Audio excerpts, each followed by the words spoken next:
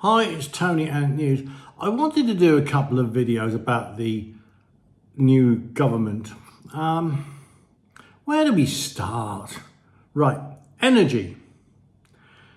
The UK needs reliable energy. We need energy security, so we need our energy to come into the UK with enough stockpile that if the ships stop rolling, etc., that we're safe. Now, Keir Starmer is planning on UK energy. Well, I'm not quite sure where the funding comes from that and how he's going to make our energy any cheaper. The reality of this is that we contract our stuff out to other companies. And they were given free rein to put up wind power in the North Sea and other seas around our islands, and most of them declined to quote at the current price, right? The current price is set by the oil energy price. So I don't quite see how we're going to get this cheap electricity from wind power. The other issue, I mean, it's a huge thing, this subject, but wind power comes in when the wind blows. When it doesn't blow, there is no power, right? Then you say, oh, well, solar. Well, the solar power only comes in when the sun shines, right? You need the right old mix of power, right? So we've got our nice, steady nuclear reactors, right? Well, one of them. It provides between 20 and 30% of our power in a nice, steady, flat line. And then the sun comes out for a few hours, sometime between 10 o'clock and 4 o'clock. And we get a burst of energy. And then it goes flat again. The wind can blow for 3 weeks, gives great power, and then it does next to nothing, right? Filling in the gaps, we had coal filling in the gaps.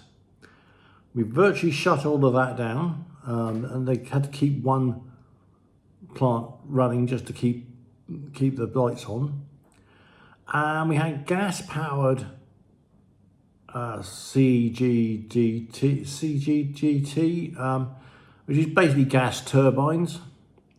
And they were brilliant because they could be turned on and you'd flick a switch and 30 seconds later they were starting to produce power. And then when you got too much power, you could flick a switch and turn them off. Now, that's what you kind of need, all right? And you can't get that from solar and you can't get that from wind power. It's either, it provides power when it wants to, right? Nuclear is brilliant for the layer of power. In theory, we could build 3 more nuclear power stations, but you've got to get rid of the excess power. You can't turn a nuclear power station off the same way.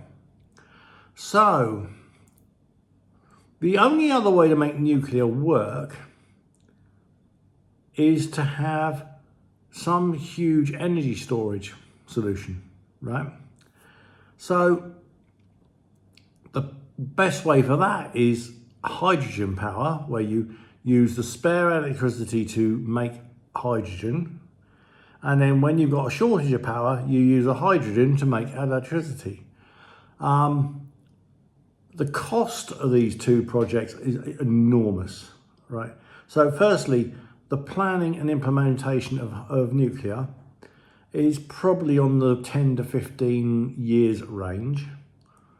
It's not cheap either. Our last one that they commissioned, we had to promise to pay 30 pence a kilowatt, which at the time was 2 to 3 times what we were already paying. And we then had to promise to buy all the electricity that they made and use all that electricity. So the the issue comes if you've got too much electricity, you've got to use it up. So you need the hydrogen storage, and the way of doing hydrogen storage, you use old salt mines and other gas wells that are sealed, and you pump the hydrogen down those salt caverns.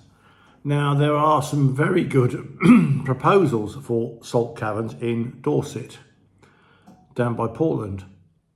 But at the moment, it's just a proposal to make the salt caverns and then to store hydrogen and gas in those caverns. You can actually store ordinary LNG gas as well. And you can buy it when it's cheap and you can use it when it's expensive. That needs a magical pipeline. Now, we've just got an agreement in principle with Southern Gas Networks. I think that, yeah. And SGN, yeah. Now, this is all just agreed in principle. Nothing has been ordered. Nothing has been committed. So, even if you have spare electricity from the wind power and the solar power, that can go into hydrogen, and then it can be used again when it's cold, when the wind isn't blowing and the sun isn't out. But the trouble is with all of this is that Boris had these ideas. Boris was going to be the Saudi Arabia of wind and nuclear powers, and he went to Rishi and asked for the money, and Rishi said no. So how's Keir Starmer going to raise this money? That's the question I've got. I mean, these ideas are brilliant. I mean, I could do with this house. I could cover it in solar panels. I can virtually go, I could go off grid. I could have batteries. I could have racks of batteries storing up all the energy. I could insulate it more. I mean, it's got cladding and insulation all around the house as it is. I've got two 1,000 litre tanks of water, and I could add a water purification plant and go off grid on the water as well. But how, my budget doesn't stretch that far, and nor does this country's budget stretch that far. I haven't got another £200,000 to spend on grand vanity projects, and I don't think the country has either, because it's got an NHS to fix. We've got immigrants that are going to be welcomed. So I'm quite up for proper green ideas if they cost in. If our electricity is 25p a unit, I don't want to commission nuclear power plants at 75p a unit and promise to pay that amount of money with a price escalator for 25, 30 years to a foreign company. So again, that's the other issue. All of these things, all these big projects are never profits. They're never going to be savings to us, the UK taxpayer. They're going to be big profits for other overseas entities, China, France, Germany. So all this stuff is brilliant in principle. We'll grow all our own power. We'll have cheap solar, cheap wind power. It's all free. It is not free. The concrete pad that goes under a wind tower is humongous. Concrete is one of the least green building materials in existence. The fiberglass towers, the blades, they're humongous. I've done videos of those coming across the solar. We are going to need so much infrastructure. The wear and tear on the gearboxes of that wind power, the oil that goes into the hydraulic drive of those, the cables that go under the sea that need plastic that comes from oil. I'm afraid I've done a fair amount of study on this sort of subject. The other one of the fantastic things I've been looking at is geothermal. Now, there's a plant going in at Redruth.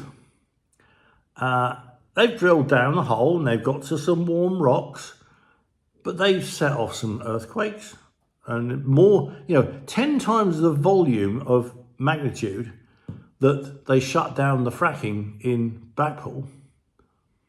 But that's not been reported.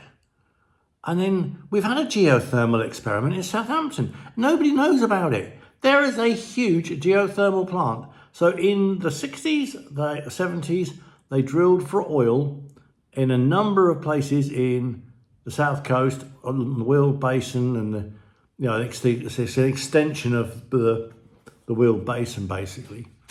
And they found hot rocks, and they didn't find the oil they were after at an economic price, but they reused the oil well shaft for a geothermal project. And it's been running for 40 years or so. And the water heats the West Quay shopping centre, it heats the swimming pool, the civic centre, and a few office blocks and residential blocks.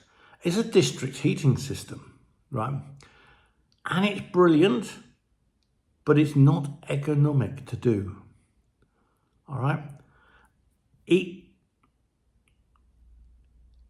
economic to use a well that's already been drilled. It's not economic to drill the hole and pump it around to run your district heating system. This is not Iceland, right, where it's right at the surface. You go on YouTube and look at the volcanoes that are coming up through the ground. I mean, I've driven around there. It is absolutely amazing. There are hot water pipes across the land that heat everybody and gives them power, and fantastic projects in Iceland. But it isn't economically viable in the UK. They do it with a grant to see if they can do it and see if they can expand it. The Redruth project it's on track, but it's not going to power Britain. All the will in the world. I'd love to see it work. It's not going to work. Anyway, back to the funding of all this stuff. It's great, but you cannot produce heating energy that's going to cost us 60p a unit. You can't afford to heat the homes at that price. So I just have huge doubts about these vanity projects that Keir Starmer's planning, that are in his election manifesto, that just will not cost in. And the reality, we need to have secure energy for the future. And the idea of no new oil, no new gas, in fact, they're just so anti-oil and gas that they're anti-plastic. I'm sorry, you go to the hospital, everything's in a plastic bag, the tubes are plastic, everything's, plastic is very, very useful. And a world without plastic just wouldn't, be back to wood and steel, and steel works. So, anyway, that's some of my views on the election, energy, power. I'll put out to you to, I'll happily do follow-ups if you want more information. I'm Tony, Ant News, Politics of Existing.